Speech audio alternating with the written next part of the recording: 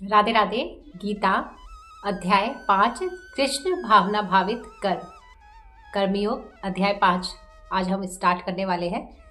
बहुत ही ज़्यादा सरल भाषा में। अगर आप अभी अभी मेरा वीडियो देख रहे हैं तो मैंने अपने इस चैनल पे आप प्लेलिस्ट में जाके देखेंगे तो वृंदावन के ऊपर से, भगवत गीता के ऊपर से और भी जो दूसरे टॉपिक होते हैं उनके ऊपर से मैंने बहुत सारे वीडियो अपलोड किए हैं।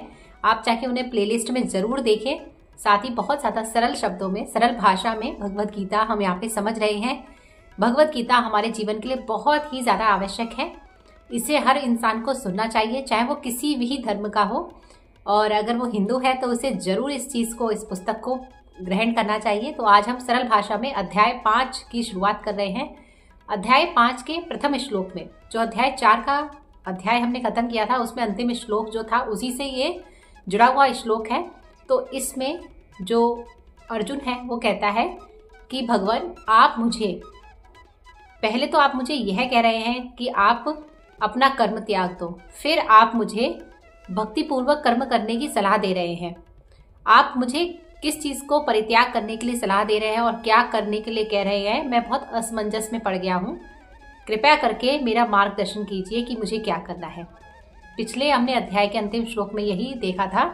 भगवान कहते हैं अर्जुन से कि उठो और अब सशक्त होके, अपने योग में होके अपना क्या करो, युद्ध करो, कर्म को त्यागते हुए। तो यहाँ पे वो कह रहे हैं कि अगर पहले तो आप कह रहे हैं कि कर्म को त्याग दो, फिर कह रहे हैं भक्ति पूर्व कर्म करो, तो क्या करूं मैं। अब यहाँ पे असमंजस की स्थिति दिखाई दे रही है।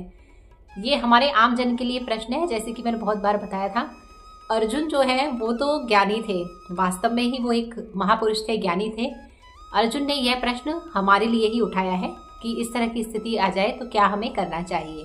तो इसी में अर्जुन कह रहे हैं कि आप मुझे निश्चित रूप से बताइए कि कौन सा इनमें से लाभप्रद है कि मैं कर्म का परित्याग करूं या भक्तिपूर्वक कर्म करूं। काफी बार हमारे जीवन में भी ऐसा ही होता है कि सरल से सरल बातों को या फिर जो कठिन बातें भी होती हैं हम उनमें उलझ जाते हैं, उनमें हमें मार्गदर्शन पता नहीं चलता, दोनों ही बातें एक जैसी लग रही होती हैं। तो ऐसी उलझनों में हम भी पड़ ही जाते हैं। तो यहाँ पे देखते हैं कि भगवान श्री कृष्ण उनको क्या सुझाव देते हैं। दूसरे श्लोक में भगवान कहते हैं कि अब यहाँ पे भगवान कृष्ण अर्जुन का उत्तर दे रहे हैं। वो उससे कह रहे हैं कि कर्म का परित्याग करना मुक्ति के लिए और कर्म करना, भक्ति में होके कर्म करना, दोनों में से सबसे ज़्यादा जो श्रेष्ठकर बात है वो है कि भक्ति में होके अगर तुम कर्म करते हो तो वो ज़्यादा युक्त है, ज़्यादा श्रेष्ठकर है। तो उन्होंने कहा है कर्म का परित्याग करना मुक्ति के लिए, दूसरा है कर्म करना भक्ति में होके मुक्ति के लिए। तो यहाँ पे देखिए बहुत ही ज़्यादा भगवान ने सरल शब्दों में हमें बताया है, आपको बताया है, अर्जुन को बताया है। भगवान कह रहे हैं कि हमें अपना जो कर्म है उसे करते रहना चाहिए, सिर्फ उसमें एक चीज़ जोड़ लेनी चाहिए, भक्ति में। क्योंकि भक्ति में अगर आदमी रहता है तो उसकी बुद्धि, पिछले श्लोकों में भी हमने देखा, उसकी बुद्धि बहुत ही ज़्यादा तेज हो जाती है, एकाग्र हो जाती है। उसे पता चलता है कि सही क्या है, गलत क्या है। और जो भक्ति में आदमी होगा वो कृष्ण भावना अमृत में है कि अगर कोई कार्य कर रहा होगा तो बिल्कुल भी इसमें कोई संशय नहीं है कि वो व्यक्ति वही सारे काम करेगा जो उचित है। क्योंकि हम क्या करते हैं, भगवान के प्रति समर्पित होते हैं। भक्ति में क्या होते हैं कि भक्त यही सोचता है कि मेरा ये जो शरीर है, मेरा ये जो देह है, ये भगवान का दिया हुआ है, भगवान के लिए ही है।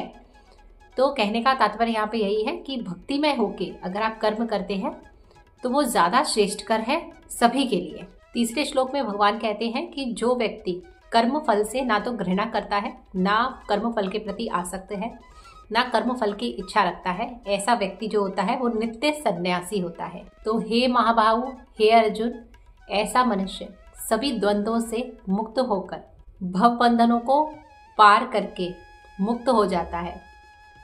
ऐसा जो मनुष्य है वो किससे रहित है, जो द्वंद्वों से रहित है, वो मुक्त है। तो सीधी सी बात यहाँ पे भगवान ने हमें बताई है। कैसा मनुष्य, जिसको कर्म फल की कोई भी उससे इच्छा नहीं है, उससे उसे घृणा भी नहीं है। इसका मतलब जो भी उसे प्राप्त हो रहा है कर्म फल, उससे उसे कोई लेना देना नहीं है। वो यही सोचता है कि जो मेरा कर्म था, जो मैं भगवान का दास हूँ, जो मुझे मिला वो मैंने स्वीकार किया। अब इसे हम अपने भौतिक जीवन में कैसे जोड़ सकते हैं। आप देखिए बहुत सारे मनुष्य, बहुत सारे लोग जिस भी परिस्थिति में है वो यही सोचते रहते हैं। पहला तो उनका यही रहता है मुसीबत आने के बाद कि ऐसा मेरे साथ ही क्यों हुआ। प्रारब्ध कुछ ना कुछ हुआ होता है हमारा, जिसकी वजह से हमें यह सब इस जन्म में भोगना पड़ता है। यह बात बिल्कुल ही सत्य है। तो अगर आप नित्य सन्यासी बनना चाहते हैं, नित्य सन्यासी मतलब जो काफ़ी सारे लोग देखे होंगे आपने कि हम तो सन्यास लेना चाहते हैं, तो सन्यास आप अपने जीवन में आपको सिर्फ गेरुआ रंग का वस्त्र धारण करना या अपने घर से निकल जाना या आप कहीं और निकल जाना, इसकी आवश्यकता नहीं है। आप जिस भी जगह पे हो वहाँ पे भौतिक में रहते हुए भी आप सन्यास ग्रहण कर सकते हो, क्योंकि जो सन्यासी व्यक्ति होते हैं वो चाहे कितना भी मोह माया छोड़े, वो एक लिमिट तक ही मोह माया को परहेज करते हैं। भोजन वो भी ग्रहण करते हैं, वस्त्र उनके पास बहुत अधिक नहीं है पर तन ढकने के लिए तो वो भी इस्तेमाल कर रहे हैं। तो देखिए, माया से संसार में कोई भी अछूता नहीं है, चाहे वो कितना ही बड़ा सन्यासी हो। सिर्फ भक्ति में आदमी ही, कृष्ण भावना अमृत में कोई है तो वही माया से छुटकारा पा सकता है, भौतिक जगत में रहते हुए भी। तो यहाँ पे भगवान बताते हैं कि नित्य सन्यासी हुआ जा सकता है अगर आपको कर्म फल की कोई भी इच्छा नहीं है, अगर आप उससे घृणा नहीं करते हैं। आपके साथ जो भी अगर घटित हो रहा है, घटित होने का मतलब ये नहीं है कि आपके ऊपर कोई इल्जाम लगा रहा है, कोई जुल्म करना है, मैं उसकी बात नहीं कर रही हूँ। जो परिस्थिति, जैसे आप कहीं गरीबी में हैं या फिर आप कहीं शरीर से अस्वस्थ आप पैदा हुए हैं, तो उसके लिए किसी को ब्लेम मत करिए। बाकी तो आदमी भौतिक जगत में कार्य करके सब कुछ पा लेता है, सब कुछ अर्जित कर लेता है, लेकिन अगर उसका उपभोग तुम्हें करना है, उसको भोगना है, तो कृष्ण भावना अमृत में रह के ही ऐसा किया जा सकता है। वैसा व्यक्ति नित्य सन्यासी कहलाता है और वो मुक्त हो जाता है सभी इस तरह से बंधनों से। चौथे श्लोक में भगवान कहते हैं कि जो अज्ञानी व्यक्ति हैं वही इस भौतिक जो अध्ययन है, तो जिसका जो विश्लेषणात्मक अध्ययन है उससे भिन्न है, लेकिन जो ज्ञानी है वो इसका अनुसरण करते हैं और वो दोनों चीज़ों का ही लाभ प्राप्त कर लेते हैं। वो दोनों चीज़ों में से अंतर भी समझते हैं। किस में से? इस बात में से कि भाई भक्ति में रह के हुए भौतिक जगत में कर्म फल करते रहना, कर्म करते रहना और उसकी इच्छा ना करना, और दूसरा है मुक्ति के लिए कर्म का परित्याग कर देना। तो वो कह रहे हैं कि जो ज्ञानी मनुष्य होते हैं इस श्लोक में, वो इस चीज़ को समझ जाते हैं, इसका अनुसरण करते हैं, इसको ग्रहण करते हैं। तो कौन से ज्ञानी पुरुष यहाँ पे बताया गया है? यहाँ पे ज्ञानी शब्द का मतलब यह नहीं है कि आपने कितनी पढ़ाई की है, आप कितने ज़्यादा पंडित हो, एक तरह से विद्वान हो, इस बात का नहीं है। ज्ञानी यहाँ पे अंतर आत्मा का जो ज्ञानी होता है उसकी बात की गई है। भौतिक जगत का मतलब ये नहीं है कि आप देखिए कोई पढ़ा लिखा है बहुत ज़्यादा, ठीक है, और वो बहुत ज़्यादा पैसे कमाने में ही लगा हुआ है, मतलब वो भौतिक में ही उलझा हुआ है, उसने आध्यात्मिक विश्लेषण उसने कुछ नहीं किया है, उसने सांख्य अध्ययन कुछ भी नहीं किया है। और एक वही दूसरा आदमी है जो कम पढ़ा लिखा है या फिर जो पढ़ा लिखा है लेकिन वो आध्यात्मिक अध्ययन की ओर भी है। वो जानता है कि इंद्रियां हमारे लिए क्या करती हैं, हमें इनको किस तरह से वश में करना है। तो यहाँ पे यही बात भगवान बता रहे हैं कि जो ज्ञानी होता है वह इसका पूरी तरह से लाभ उठा लेता है। क्यों उठा लेता है? क्योंकि वो जानता है कि मेरा जो जीवन है वो भगवान की सेवा के लिए यही है, मेरा जो शरीर है इस पर सिर्फ भगवान का ही अधिकार है, और मुझे अपनी जो बुद्धि है अगर उसे उच्च स्तर पर मुक्ति की ओर लेके जाना है, अपने जीवन को, अपने आत्मा को, तो उसके लिए कृष्ण भावना अमृत में रहना अति आवश्यक है। 5वें श्लोक में भगवान कह रहे हैं जो इस बात को जानता है, जो ज्ञानी पुरुष इस बात को जानता है कि विश्लेषणात्मक अध्ययन प्राप्त करने के बाद भक्ति द्वारा जो हम प्राप्त करते हैं वो वही चीज़ है जिसे तुम विश्लेषणात्मक अध्ययन द्वारा प्राप्त करो या फिर तुम भक्ति द्वारा प्राप्त करो।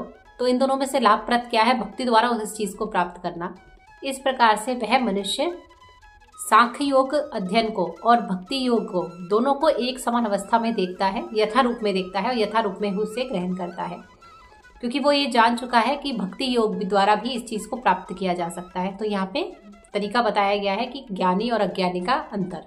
6ठे श्लोक में भगवान कह रहे हैं भक्ति के बिना, ध्यान से सुनिए, भक्ति के बिना भौतिक कार्य में लगा हुआ व्यक्ति चाहे वो कितना भी अध्ययन करे लेकिन वो उस स्थान को प्राप्त नहीं कर सकता, मुक्ति के उस स्थान पे वो नहीं जा सकता। वहीं पे जो भक्ति में आदमी है वो भौतिक जगत में लगे हुए रह के भी बिना किसी चीज़ का परित्याग किए हुए वो उच्च अवस्था को प्राप्त कर सकता है। उच्च अवस्था कौन सी है? परमेश्वर को प्राप्त करने की अवस्था।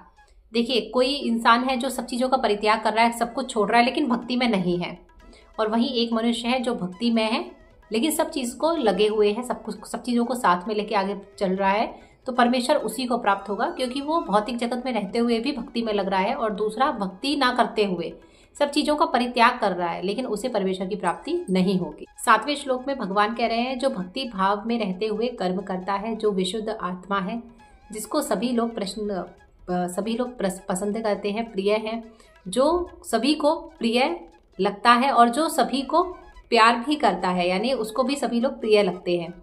ऐसा व्यक्ति ही कर्म करते हुए भी कभी भी नहीं बंधता, देखिए, कृष्ण भावना अमृत में कोई भी व्यक्ति है, भक्ति वाला कोई भी व्यक्ति है, तो सीधी सी बात है वो द्वंद्व रहित है। द्वंद्व रहित मतलब उसके कोई झगड़े वगड़े नहीं रहते, क्योंकि उसको पता है कि उसको अपना जो जीवन का समय है वो किस चीज़ में लगाना है। उसके जीवन का जो मतलब है, पर्पज़ है, जो अर्थ है हमारे जीवन का, वो उसे पता हो जाता है भक्ति वाले आदमी को। और अगर नहीं पता होता है तो कृष्ण भावना अमृत में आते आते, भक्ति में लगे रहते रहते उसको इस चीज़ का बोध हो जाता है। वो जिस भी कार्य को करता है तो बिल्कुल सफलता उसमें मिलती ही मिलती है, उसमें कोई संशय नहीं रहता। हर कार्य को वो भगवान की इच्छा ही मानता है।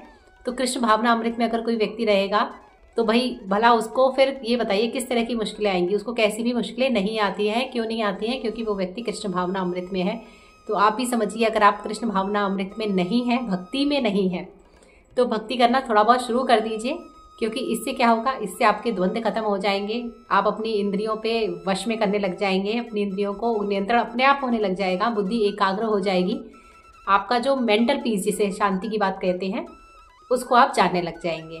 जो 9वां श्लोक है उसमें इसी के आगे परिणामों पे चर्चा की गई है कि भक्ति में रहने के बाद इंसान सोते जागते, उठते बैठते, चलते फिरते, सूंघते सुनते, यही ध्यान में उसके रहता है कि उसका इनके ऊपर कोई भी कंट्रोल नहीं है। यह सब भगवान के लिए है और भगवान के निमित्त ही कार्य कर रही है, भगवान के लिए ही है। ऐसा कौन होता है? वो दिव्य पुरुष एक तरह से बन जाता है, जिसके दिमाग में हमेशा यही बात लगी रहती है। तो जब हम भक्ति में रहेंगे तो प्रैक्टिस से, यही अभ्यास से ही ये सब चीज़ें धीरे धीरे हमारे अंदर आएंगी। शुरू में तो मन नहीं लगता है, लेकिन धीरे धीरे मन, क्योंकि हमारा कहते हैं चंचल होता है और बुद्धि एक तरह से उसके ऊपर लगाम लगा सकती है। तो इस तरह से बताया गया है कि दिव्य भावना अमृत युक्त पुरुष जो हो जाते हैं, कैसे हो जाते हैं? वो जो कृष्ण भावना यानी भक्ति में जो लगे हुए रहते हैं, उनकी सारी इंद्रियां सिर्फ और सिर्फ कृष्ण भावना अमृत के लिए ही रहती है। 10वें श्लोक में बताया गया है, जो व्यक्ति कर्म फलों से आसक्त रहित रहकर, यानी उसकी इच्छा किए बिना भगवान को समर्पित कर देता है, वो सभी तरह के पापों से पर उसको प्रभाव नहीं पड़ता, अप्रभावित हो जाता है। कैसा व्यक्ति? जो भगवान श्री कृष्ण को समर्पित कर देता है। ये ठीक उसी प्रकार है जिस प्रकार कमल का फूल, कमल का पत्ता पानी में रह के भी जल से रहित रहता है, यानी उसके ऊपर जल का कोई प्रभाव नहीं पड़ता, वो भीगता नहीं है। तो अगर आप अपने जीवन में जो भी कर्म फल होता है उसे आप भगवान को समर्पित करते हैं, यहाँ पे सीधी सी बात बताई गई है। अच्छा होता है आपके साथ, बुरा होता है, अगर आप भगवान के प्रति समर्पित हैं यानी भक्ति में हैं, तो इसका आपको जो पाप अगर आपको कोई आपके होंगे तो उसका प्रभाव आप पे नहीं पड़ेगा। प्रभावों से बचने के लिए भी देखिए कितना बढ़िया उपाय बताया गया है। कितने सारे लोग हैं जो बताते हैं कि कोई आपसे पाप हो गया है तो आपको क्या करना चाहिए, उपाय टोट के टोड़ना बताते रहते हैं। तो भक्ति कितनी अच्छी चीज़ है कि भक्ति में रहते हुए आदमी अपने कर्म फलों को भगवान को अगर समर्पित कर देता है, उससे आसक्ति रहित, यानी उससे उसका कोई प्रभाव नहीं पड़ता। तो बहुत बार हमारे जीवन में ऐसा ही होता है कि हमें ऐसा लगता है कि हमारे साथ ये ऐसा क्यों हुआ, या फिर ये तो हमें नहीं मिलना चाहिए था। लेकिन आप अगर भक्ति में हैं तो भक्ति में आदमी क्या करता है, वो सब कुछ उसे स्वीकार होता है, क्योंकि वो सोचता है ये सब कुछ जो मुझे मिल रहा है ये मुझे नहीं मिल रहा है, ये भगवान को मिल रहा है, क्योंकि वो भगवान का अंश अपने आप को मानता है। हर चीज़ में भगवान को ही जोड़ता है, यही सोचता है कि मैं भगवान के चरणों में हूँ। तो अगर आप भक्ति में आप जाएंगे धीरे धीरे तो आप देखेंगे आपकी बुद्धि एकाग्र होती जाएगी, साथ में आपको किसी चीज़ का पाप भी नहीं लगेगा। लेकिन वो कब? जब आप भक्ति में होके कार्य करेंगे। तो आज हम यहीं पे विराम देते हैं। बहुत ही ज़्यादा सरल और आम बोलचाल की भाषा में हम यहाँ पर गीता को समझ रहे हैं। साथ ही अगर आप मेरे भी चैनल पर नए हैं तो मेरे चैनल को सब्सक्राइब कीजिए, वीडियो को लाइक करिए, अपने जानने वालों में गीता का प्रचार प्रसार करिए। ये बहुत अति आवश्यक है, छोटे बच्चों से लेकर बड़ों तक के लिए गीता को समझना सुनना। छोटे बच्चों का मतलब है 15-16 साल की आयु से लेके आगे तक के लोगों के लिए। आप जीवन में किसी भी पड़ाव पर हो, लेकिन गीता ज़रूर ग्रहण कीजिए। अगर आप यहाँ तक मेरी वीडियो में बने हुए हैं तो वीडियो देखने के लिए धन्यवाद। राधे राधे।